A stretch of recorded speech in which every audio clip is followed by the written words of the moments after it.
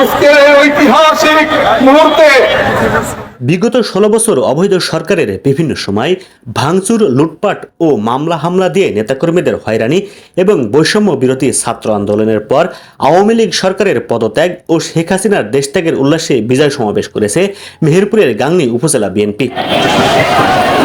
আজ মঙ্গলবার 6 আগস্ট সকাল 11টার দিকে গাংনী বাস স্ট্যান্ড শহীদ রেজাউল চত্বর থেকে একটি বিশাল বিজয় মিছিল বের করে উপজেলা বিএনপি। গাংনী উপজেলা বিএনপির সভাপতি রেজাউল হকের সভাপতিত্বে বিজয় মিছিলে অংশগ্রহণ করেন মেহেরপুরের জেলা বিএনপির সিনিয়র সহসভাপতি জাভেদ মাসুদ মিল্টন।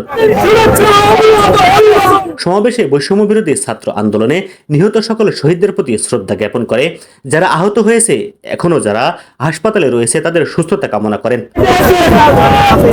যে সমস্ত জাতীয় নেতৃবৃন্দ, শিক্ষার্থী, সাধারণ মানুষ ছাত্র আন্দোলনে গ্রেপ্তার হয়েছেন তাদের মুক্তির দাবি করেন। বিএনপি চেয়ারপারসন বেগম খালেদা জিয়ার দ্রুত মুক্তি ও বিদেশে চিকিৎসার দাবি জানানো হয়। এছাড়া জেলা ও উপজেলার নেতাকর্মীর নিঃস্বার্থ মুক্তি ও স্বৈরাচারী শেখ হাসিনা পতনের আন্দোলনে যারা গ্রেপ্তার হয়েছেন এবং যত মামলা হয়েছে তা প্রত্যাহার করে সকলের মুক্তির দাবিও জানান তারা।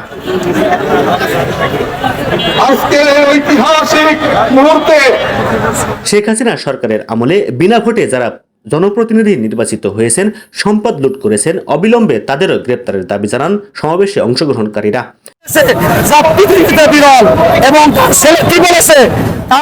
সমাবেশে বক্তব্য রাখেন মেহেরপুর জেলা বিএনপির যুগ্ম সাধারণ সম্পাদক সাবেক চেয়ারম্যান আব্দুল আওয়াল, পৌর বিএনপির সাধারণ সম্পাদক মকবুল হোসেন মেঘলা, উপজেলা যুবদলের আহ্বায়ক মালেক হোসেন চপল, মহিলা দলের নেত্রী ও উপজেলা পরিষদের সাবেক মহিলা ভাইস চেয়ারম্যান লাইলা আরজুমান বানুসহ বিএনপি ও অঙ্গ সংগঠনের নেতাবর্গরা।